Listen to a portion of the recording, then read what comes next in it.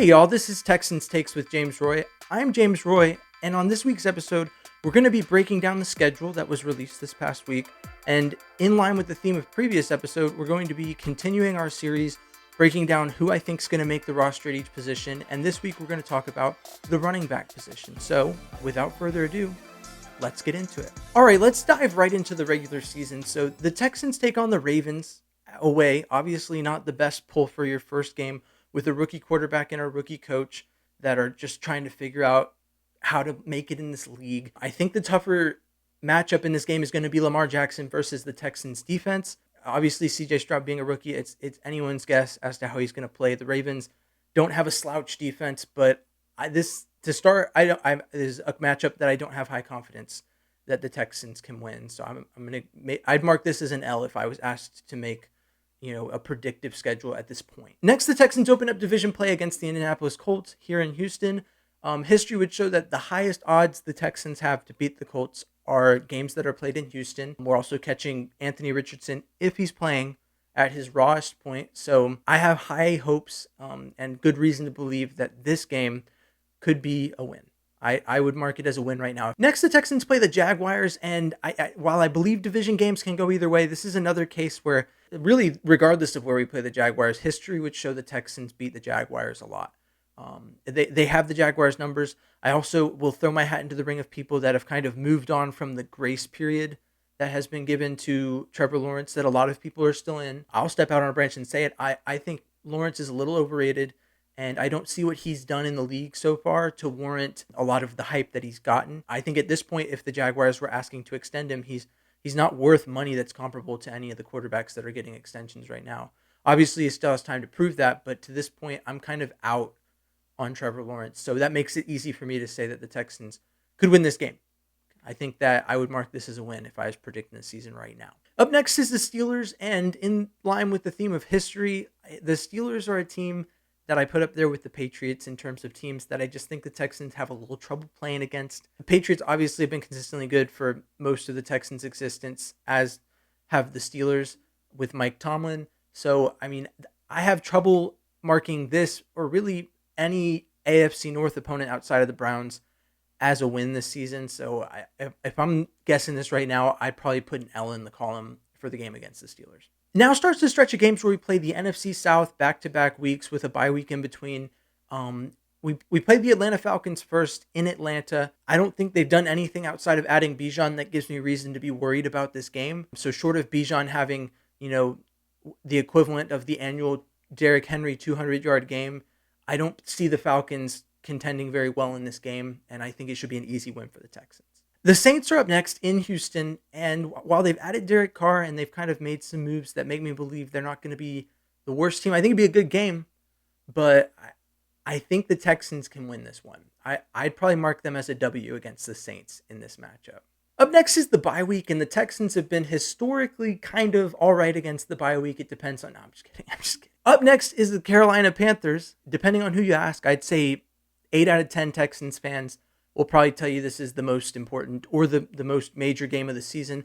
Not having any primetime games, this is really the closest you get to a game that could have been primetime in my eyes on the schedule, with the number 1 overall pick facing off against the number 2 overall pick. In my opinion, this matchup is easier to determine closer to, because I need to see if Bryce Young is who we've said he is. I was very vocal in my opinion that the Texans should have taken Bryce Young if he was there, and that he was my preferred quarterback.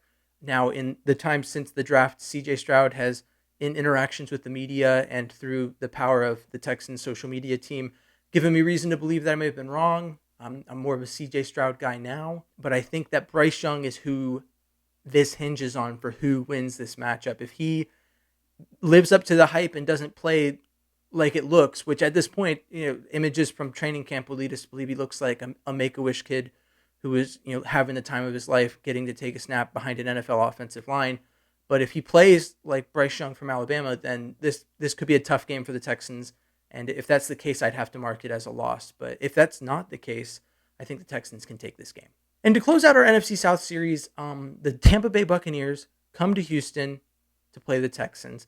Now, the biggest thing for me is who's playing quarterback for them. They've got Baker Mayfield Kyle Trask was drafted at some point. I don't know how much confidence they have in his ability to take the reins, but really, either way, I think the Texans could come away with a win in this one. I'm more confident than not that they win this game against the Buccaneers. Then comes one of the more difficult matchups of the season, the Cincinnati Bengals in Ohio.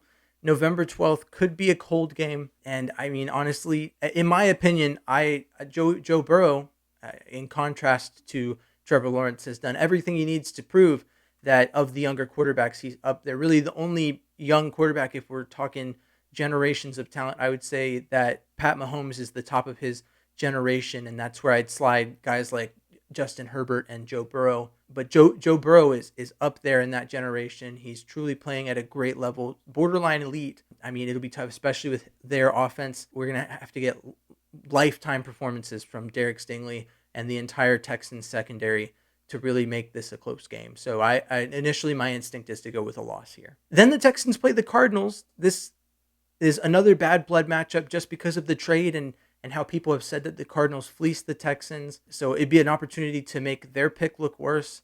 It'd be an opportunity to, make our pick look worse that they also have. So it's a win-win if we can win this, and I think it's very possible.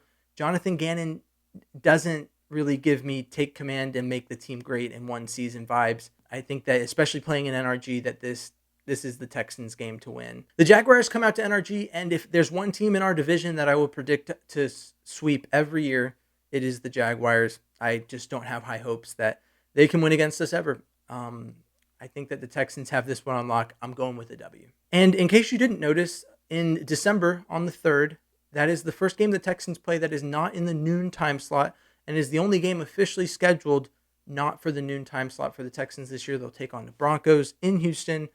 Russell Wilson, maybe Sean Payton gets him right. If Russell Wilson gets it right and Sean Payton makes this offense hum, I think the Texans have trouble winning this game. Do I have a lot of faith that that's going to happen?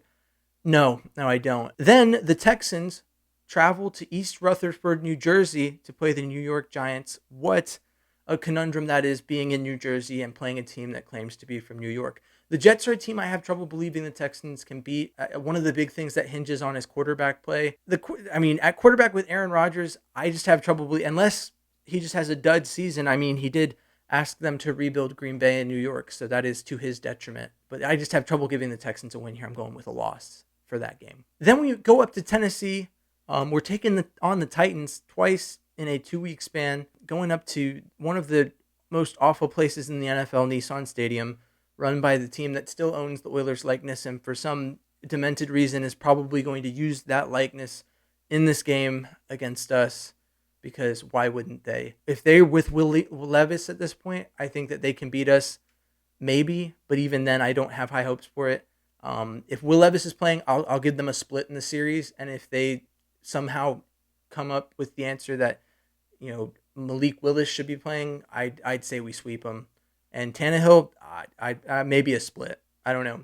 I just don't think they're going to stick with Tannehill with all that money on his contract. But at this point, with my best guesses, I'd say a split in the series. We'll take the game in Houston. So with this one being in Nashville, that's a loss. Up next is the Cleveland Browns here in NRG Stadium on Christmas Eve. It's another game that I would say is a game that people are hype about in the city of Houston because they don't want to see the Browns win. Again, I was at the Browns-Texans game.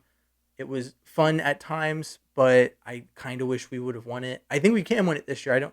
I don't think that Deshaun Watson recovers the way people think he's going to. I think that we just got a sample of how bad the deal is that the Cleveland Browns made.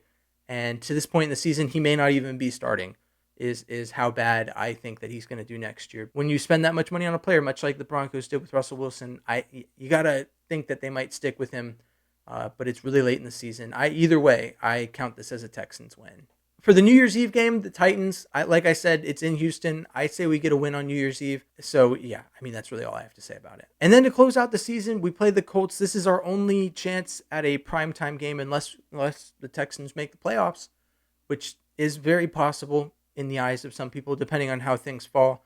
This game's in Indianapolis. Historically, Texans just don't do well in Indianapolis. So I'll give this one to the Colts. Also, with the development of Anthony Richardson, you have to believe that he might have found his way by that point. So I guess we'll see how it plays out. But now let's break down the running back position. To this point, I've done the quarterback position, and I said that the Texans would carry 3 quarterbacks. I'm going to start tracking the total number of players I've said the Texans are going to take into the season, and I'm going to see if I can predict 53 players. Hopefully, by the time we get to the end, I don't have to cut a position short to get to that number. So right now we're at 3 players on the roster with Davis Mills, Case Keenum, and CJ Stroud. And now let's look at the 6 running backs that are currently on the roster. You've got Xavier Holiday, Devin Singletary, Damian Pierce, Dare Ogunbowale, Garrett Dokes, and Mike Boone. Honestly, I see the Texans carrying 3, maybe 4 running backs. Damian Pierce is a lock. Devin Singletary is a lock. I would say right now, I'm going to go with 4. I'm going to say that Dare Ogunbowale makes the roster. And then I'm going to go with a wild card, an undrafted free agent, Xavier Holiday. I've just heard a lot of hype around him. If it's to be believed, then it's a worthwhile pickup that might actually benefit us on the roster. So to recount 4 players, that puts us at 7. And so GM James Roy has now picked 7 players to make the roster, 46 roster spots to go. So I guess we'll find out next time. But thanks for tuning in. This has been Texans Takes with James Roy. If you want to follow me on social media, it's at M1 Texans Fan. And if you want to keep up with any of the other teams in Houston, I've started producing some videos, not really on a recurring basis, but I've got a couple of other series out talking about the other Houston sports teams. So if you're interested, click subscribe, click like on this video if you liked it. Yeah, stay tuned. Until next time, see you later.